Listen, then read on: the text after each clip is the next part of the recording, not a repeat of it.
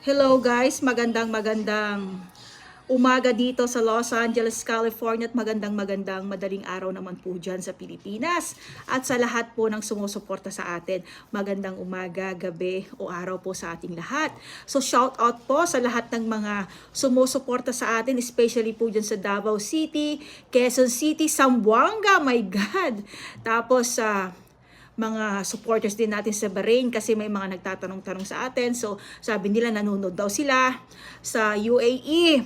Tapos, dyan sa mga natin, mga kaibigan natin, mga followers natin yan sa Middle East, naku, mag-ingat po kayo dyan kasi hindi pa po tumitigil yung tinatawag na giyera between Iran, USA at Israel po. So, mag-ingat po kayo dyan. Si kayurang kababayan Mia Watan, ang may sumame-message sa Sishak.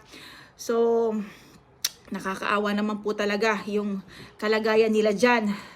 Hindi ko ba alam kung anong ginagawa ng ating presidente. May panahon siya na pumunta dito sa Amerika, gumastos ng limpak-limpak, bilyong-bilyong piso, dalawa pang ginamit na private charter plane, nagkakahalaga ng 31 million yung bawat isa na renta. So, ako talagang parang sumasakit ang loob ko dyan dahil syempre, nalalaman natin na wala namang ginagawa yung gobyerno, guys. So, yung mga kababayan natin doon, kinakailangan tulungan natin yan. Kasi, yung mga OFW, sila yung number 1 na nagpapasok ng dolyares sa Pilipinas. Kung wala ang mga yan, mas lalong wala na lubog na po ang Pilipinas. Sila po yung nagpapasok ng dolyares, importante yun sa bansa natin. Saan tayo kukuha ng dolyar kung hindi dahil sa mga OFW, guys? So dapat ang Pangulo natin, unahin nila, tulungan nila. Dahil sa nangyayaring ito, guys, kinakailangan ding magtipid. Yun nga din sinabi ng presidente nyo dyan, magtipid, guys. Diba, magtipid. Pero anong ginawa niya? Ang dami ng mga taong nagkikriticize sa kanya, guys. Hindi gagawin ng mga tao yan, guys, kung nakikita nilang tama yung ginagawa ng Pangulo. Ang nagtatakip lang naman sa kanya si Claire. Pinagtatakpan yung mga pinaggagawa niya. Pero buong mundo, guys, hindi bulag yung mga tao. Mangilan-ngilan na lang yung mga bulag. Yun ang totoo dito. Mangilan-ngilan na lang yung mga bulag, guys. Pag nag-vlog na kaming mga pro-Duterte, nagsasabi lang kami ng totoo, guys. Hindi kami bayad. Hindi bayad ang prinsipyo ko, guys. Tandaan nyo yan. Kumakayod ako sa sarili kong hirap. Tandaan nyo, may pera ako. Yung mga iba dyan, loyalista na vloggers ni BBM, bayad na bayad ang mga yan. Ilan lang yung mga legit dyan. Tapos the rest trolls na po sila. So yun ang totoo. Tanggapin man natin o hindi ito, alam ko, masakit sa tainga ng mga antay ito. Ang dami nagkikriticize, hindi lang ako, marami. Buong mundo umiiyak na. Dahil sobrang naghihirap na ang taas ng gasolina. Oo, pandaigdigan ito dahil sa giyera. Pero ano dapat ang gagawin ng gobyerno natin, guys? Ano bang dapat solusyon dito? Yan nga, sabi magtipid-tipid, pero siya naman, la mierda ang ginagawa niya. Para saan ba naman na kung magtitipid ka, isa lang eroplano yung gagamitin mo o kahit hindi ka na nagpunta dito sa Amerika. Yung ginamit mong pera na lang sana, na ginastos dito, itinulong mo na lang sana sa Middle East. Yun din ang sinasabi nila. Mas pipiliin pa raw niyang pumunta ng ibang bansa kaysa tugunan yung mga nangyayaring problema. Kaya nga tinawag siyang tamad na presidente. Kasagsagan ng bagyo sa Manila, anong ginagawa niya? Nandun sa Ilocos, kumakain at naglalamierda at nakikipagsaya kasama ng mga barkada niya. Tama ba yun?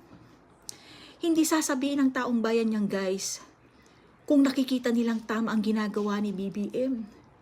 Ang akala din natin, sa totoo lang, lilinisin niya yung pangalan nila kasi nga, di ba?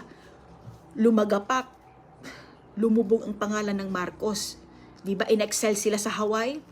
Dahil nga sa yung ginawa ng kanyang ama. Kaya dito sa Amerika, ang tawag din kay BBM, the son of dictator. The son of dictator, guys, si BBM. Sana ang ginawa niya, nagpakatino siya para at least kahit papano gumanda luminis yung tingin ng mga tao sa kanya. Kaya rin sinuportahan din namin yan guys eh.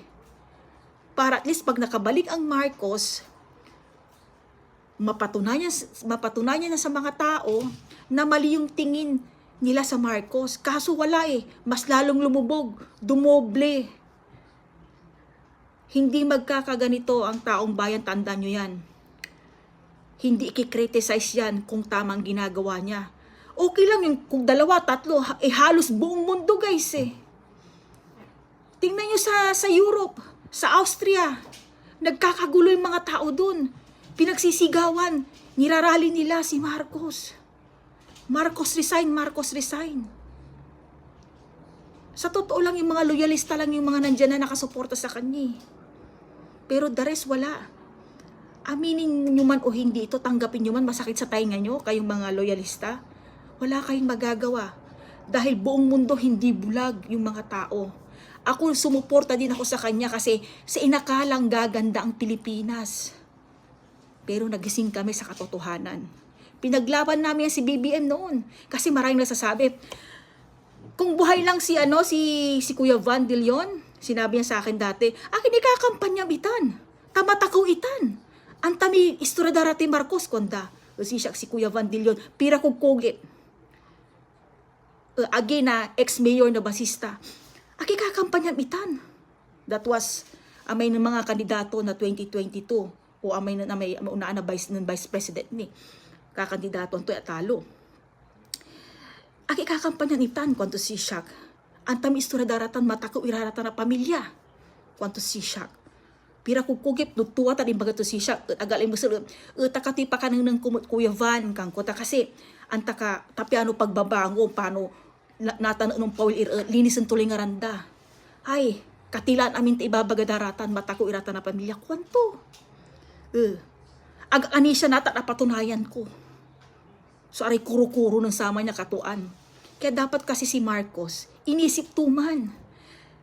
Pinabalik siya sa pwesto niya para pabanguhin ang pangalan nila, hindi pabagsakin lalo sa kumunoy. Ano nang mangyayari sa mga susunod na henerasyon nila? Wala na. Anong tingin na sa kanila? Wala na. Hindi na siya naawa sa mga susunod pa. Yun lang yun guys. Masakit man sa tainga nyo. Alam ko maraming mga tao dyan na bulag pa rin sa katotohanan. Akala nyo porket bata pa ako, hindi ko na alam yung mga history.